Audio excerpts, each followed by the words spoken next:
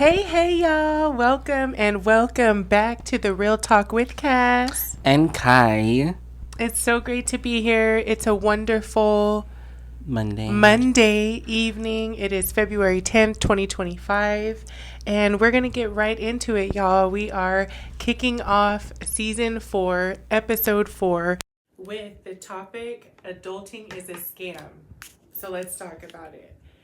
Guys, we thought that this would be a really good topic because whether you are Gen Z like Kai or a millennial like me, this is a very universal topic, we think, because to be honest, adulthood does not come with a manual. Kai is at the young, ripe age of 21, and I am approaching my 40th birthday this year in July, but I feel like I'm 29, if not younger. So I can say, regardless of what generation you may fall in, either whether it's one of those that I mentioned, Gen Z or millennial, or maybe a different age group, I'm sure you would agree that adulting does not come with a manual. So we want to talk about this. We actually got some really good questions when we were looking about this topic. And so the first one is, when did you realize adulting wasn't what you expected? Once I hit 18. Oh, dang, it got real, immediately? Mm-hmm. Tell us more. Because I was out of high school, and then I was like, oh, fun. I don't know what I'm going to do next. And then college hit, and then finding a job hit. It's just growing up. I can't depend on my mom as much as I wish I could. So, Yeah. Plain and simple. I mean, and you basically, honest, and good. 18 is like the age where it's like you're technically an adult, but not really. But then 21 really sets it off. And 25 really. So yeah, okay, that's good. So for me, I would agree with what you said. Definitely when I turned 18, but for me, I actually had Kai when I was 17. In April of 2023, I was 17. I had him. April 28th of 2000. I'm sorry, 2020. Did I say 2020? See, I told you I feel hella young. That's hilarious. 2003. Okay. April of 2003. That's also the year I graduated. Had him in April. 20 years. Yeah, 20 years ago for me. 21. For me, you're 21. Yeah. Yes, 21. Yeah. At least 21. Going to be 22 years. In April. So we're closer to 22 years. Makes me feel old. So anyhow, April 2003 I had Kai. June 2003 I graduated high school. July 2003 I turned 18. So it had already gotten really real for me, just having a baby. And yeah, it also was a bit of a process too, having a baby under the age of 18, because I still technically was considered a child too, right? Under my mom's care. So yeah, it definitely got real for me immediately, not just having to pay bills. And I also realized, and I'm sure, tell us, comment below and tell us if you guys can relate, whether that be on Spotify or if you're watching on our YouTube channel. But I was going to say, kind of funny, and I'm sure you guys can relate, is after you're 18, then all of a sudden at family functions or when you see your family, it's no longer oh, hey, how are you? Just talking about all the great things that you do in school or extracurricular activities. It's so what's your plan? You know what I'm saying? If you're not already going off to college and have some, big things. So for me, I was it already was very serious talk because I had just had a child a few months before. So yeah, that's really good. Like we said, comment below. Tell us about your experience. But yeah, so we were going to say, to go to bandwagon off of that, the moment you knew childhood was the real luxury, bills, responsibilities, and the hidden cost of being grown, I 100% agree with that, because I would have never thought it would be how it is now. But I'm still having fun at the end of the day. But is the American dream even real anymore? This is so good. So some of you guys know I have a financial services background. Before I owned my financial services business, right, I actually did work in the financial services industry in my 9-to-5 job as a center manager or store manager, whatever you want to call it. And so we did like long-term, short-term payday loans, short-term installment loans, title loans, right? So I was like, this really stuck out to me when it's asking, so is the American dream even real anymore? No way. So let's talk about it. And generationally, right, his generation, Gen Z, that's not even, American dream is more so probably looking like becoming a famous YouTuber or influencer, and that's your job, right? And so you get paid essentially to exist, and it's not at all a traditional job. So that's a really good point, because generationally, my generation is probably the last generation that does still have even a resemblance or some semblance of what an American dream would look like, because we were taught to go to school, go to college, get a good job, which equated to being able to retire at a company with a great benefits package and retirement package and things like that, and a gold watch, hopefully. And today, that is just not, and honestly, this generation, correct me if I'm wrong, is not even after that. There's a saying in my business, before I lose it, because I'm older, so, I said, like, if we don't use it, we'll lose it. So there's a saying, though, in my business, like, profits over wages, because as a business owner, as an entrepreneur, we don't have a job, as in we don't go in, clock in, where when in your job you clock in and you're here from 8 to 5. So you're expecting, the contract and agreement and understanding is that you're going to get paid X amount, $20, $30, $50, whatever it is, an hour for that amount of time. As an entrepreneur, there is none of that. If you don't, you might have heard, if you don't kill, you don't eat. If you're not servicing somebody, if you're not providing a service, if you're not selling something, then you're not making any money, right? Mm-hmm. And there's nobody to keep you accountable to that. So if you want to take sick days and if you want to have days off, then essentially you're paying that cost, right? Mm-hmm. So there's a saying, profits over wages. And I feel like today's generation definitely understands that. They're not even necessarily looking for the traditional route all the time of going to college and getting a good job. Mm-hmm. The expectations are a lot higher. They know that a job, really, even what's considered a good job, maybe for a county, city, government, things like that, are not going to pay them what being in business for themselves can. So I thought that was really good. I don't think that there's anything that the American dream, what my generation, millennial, and like my mother's generation and grandparents' generation, baby boomers and things like that, Gen X, would think of an American dream. Like they were feeling some type of way if they didn't have a job, and a good job with benefits and things like that. So what do you think? No, I was just going to say, I feel like for me and my generation, we're just more so worried about money. Yeah. I mean, everybody should, but like that's like our main and focus. It's not necessarily from a job. Mm-hmm. And the traditional route of going to college and things like that, and the white picket fence and getting married and having 2 children, and the dad going to work and mom staying at home, or vice versa. Maybe they're both working and things like that. So I think that's really good. So and it goes on to say, owning a home, working a 9-to-5, retirement. Is that still realistic or outdated? So we were kind of talking about that, how we said... Outdated. Yeah, it's totally outdated. I believe that too. Why millennials and Gen Z are choosing financial freedom over tradition. Why? Because I think that the new generation, your generation and younger generation coming up, their vision is so big. They see with our celebrities, they see in media, social media, all these things that you can have these things, the yachts, the money, the traveling, the designer, the luxury, that lifestyle. So I just think their vision is a lot bigger because they see the possibilities. So yeah, I think it's outdated, and that's why the newer generations, younger generations, are more so after financial freedom.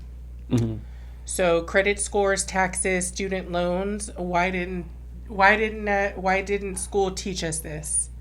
Something I talk about all the time with my clients. I know. I wish school would have taught us how to do all that stuff. So yeah. But then at the same time, I could also see how it's like they can't at the same time, because then that's a lot of information that we'll have to carry on with us after high school. I think they want to control it, to be honest. So that's why it's not that they can't, but that's why they won't. Because honestly, I think that we're a lot more powerful. We're a lot more powerful if we know. And that's what I do in my business, is I educate people about financial concepts, what the big financial institution and even the government knows about money that they don't share with us. But ultimately, they're capitalizing on like our money when we deposit it into their banks, right? Mm. So that's huge. That's huge there. Yeah, I just wish they would have taught us about that stuff back then. That would have helped. That would have helped. Work-life balance or just survival mode? Work-life balance. Honestly. Because I feel like if you're just going to be working, I feel like that's going to be a lot on your mental health. And then you also need those mental health breaks in between working. Like, I like to socialize. I just don't want to socialize with my coworkers all the time. That's good. Okay. So why does it feel like we're working just to pay bills? The pressure to hustle versus prioritizing mental health. Prioritize your mental health. The pressure to hustle, to always like be hitting new levels. And that's like I think that is something that's very true about our culture, is that we're always happy with wanting more. So that's great, because the visions are so big, because we see the possibilities, because there is so much money to be getting, right, to actually manifest all those things. And there's absolutely, I don't think there's anything wrong with living a beautiful, luxurious, best of the best type of lifestyle. But also, if we're thinking about prioritizing our self-care and mental health is then top tier, right? Then also being able to just like know when to step back and be like, I'm perfectly fine just where I'm at, and I love everything that I have. And I'm also content with knowing that more is already on the way. Yeah, exactly. Right? Mm-hmm. So that's really a good point, huh? Like, yeah, we're saying mental health for sure. Number one, top tier. Prioritize that. There's always going to be the pressure to hustle and get after it. And as you should, that's important. And if you don't do it for you, nobody else will. So definitely have to do that. But it is about balance and being always to come back to your center, which is yourself and your core and your mental health, wellness. So that's number one. It's really, really good. Mm-hmm. So next question. What's the biggest adulting hack that you've learned that you can share and hopefully bless with someone else, maybe younger than you? Not even maybe younger, just in general. Prioritize. Like if you know a certain thing is coming up, if you know a certain thing is coming up, just pay it ahead and not be and try to wait for it to be last minute. You say that for the people in the back. I couldn't really. Prioritizing what you need to take care of first before anything else. I messed with him because you said that a certain type of way, like that hit different. Do you want to share where that came from? Because before you talk, you were like, oh, I could talk about it. So, anyhow, I'll say for me, an important piece of a life hack is what I tell Kai and his brother, my baby boys, all the time, is that how you do one thing is how you do everything. And I mean, is it true or no? Or am I just saying it? I mean, it's kind of crazy how it just shows up, and it'd be like, dang, like, see how, like, if you would have did that, like, and then look over there, if you would have did it like that, how it just all would have come together, like, you feel me? Yeah. So yeah, I would say how you do one thing is how you do everything. Fully. And yeah, that's a great life hack. So that and prioritize. Yeah, and prioritize. Prioritize maybe like the things that you don't want to do so you can free up more time and space to do what you want to do. Sounds like another saying. You tell me. You feel me? Yeah. You guys comment. What are some of your life hacks that you would share with somebody that's looking for life hacks, or that you can bless somebody else with? So, money, mindset, and life skills that actually make life easier. If you could give your younger self advice, what would it be? What would it be? Oh, wait, are we just talking about like on life in general or just money? It just says, if you could give your younger self advice, what would it be? So I'll go first. If I could give my younger self advice, my younger self after 18 in my adult life, I would tell her to just do it. Just do it. Then don't care about what anybody thinks and just do it. Just do it. All the things.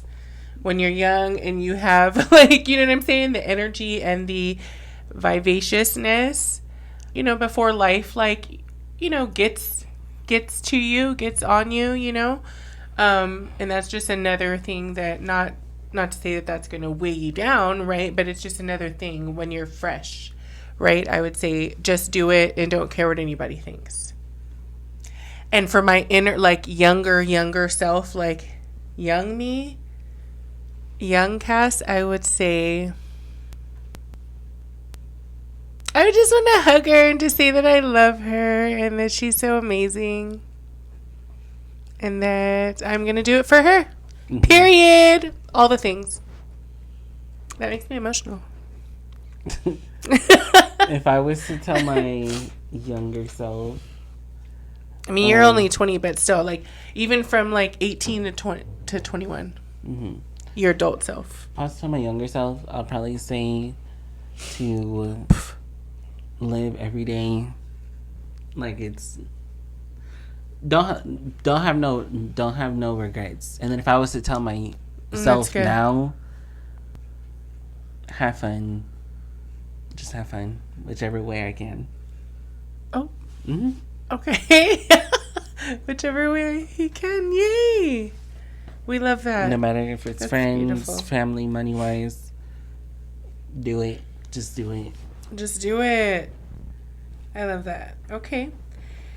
So, guys, that pretty much concludes this episode, but we want to engage with you guys, Vibe Tribe. We want to hear. Tell us more. Yeah. So, particularly, I think this is a really good topic. I really like this because I think we thought that this would be really relatable.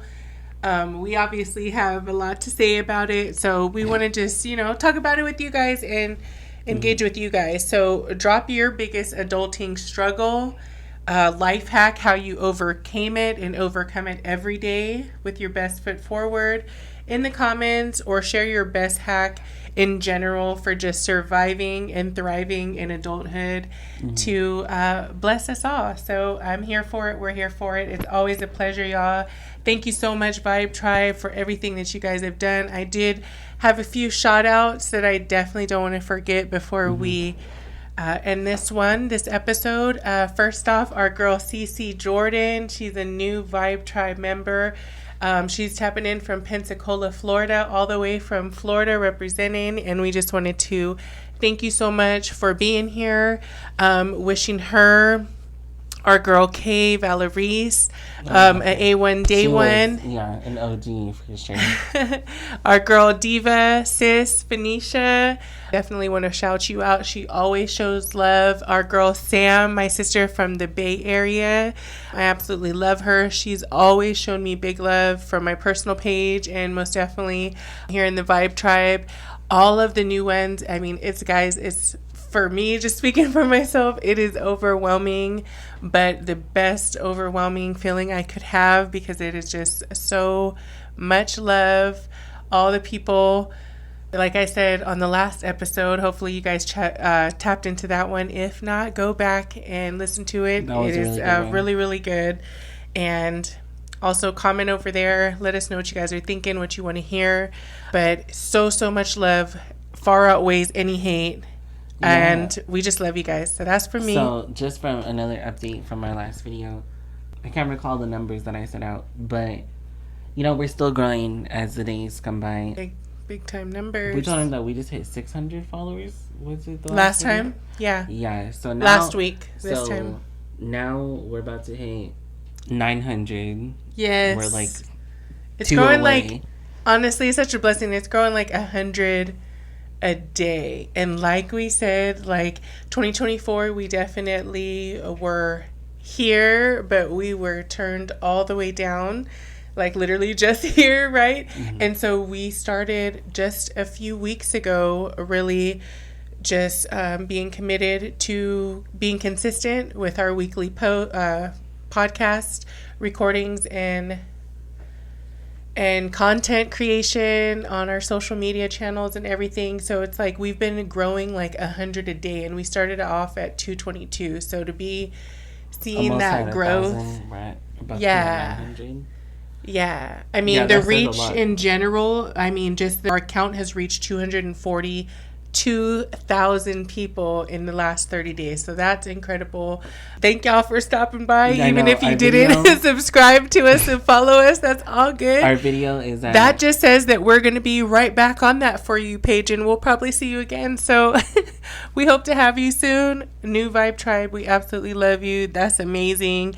Y'all really love the Brandy sitting up in my room trending dance. There was like a 15-second clip, which is the reason why we went viral in the past few weeks anyways. And that video alone is sitting at 153K reaches and views or insights there, 3,000 likes. Big love. That's amazing. And 645 comments. So, and actually those are just the ones that are good and acceptable to leave on there in our opinion. So it's way more comments than that. So that's just amazing. Even the negative, they still were a part of the insights in that reach. So that's big love on that. We already said haters, our fans, and we appreciate it. Yeah. Oh, it's going to be kept cute because we'll be like, where? Blocked. No bars. So y'all, we love it. I hope y'all just love it too. We really, really do this from our heart, on my soul. This is this is what it's about. Vibe Tribe to the world. You already know what going on. Period. He love it. So, he love it. He talk about me bad. He be looking at me crazy. Y'all be commenting like he be looking at her crazy. One of my friends was like, "It's his face at you for me." I was like, "Oh, girl." Period. Me and my mom, we're two different personalities, but I get everything from her, so it's just funny. But yeah, it was a very good episode today, you guys. Thank you guys for tuning in with us again. Stay tuned. Become a part of the Vibe Tribe. We're here to thrive and grow every single day. Period. And yeah, numbers. You guys stay tuned for the next episode. We'll see you guys next week. This has been The Real Talk with Kas and Kai, and we'll see y'all on the flip side. Bye. Bye.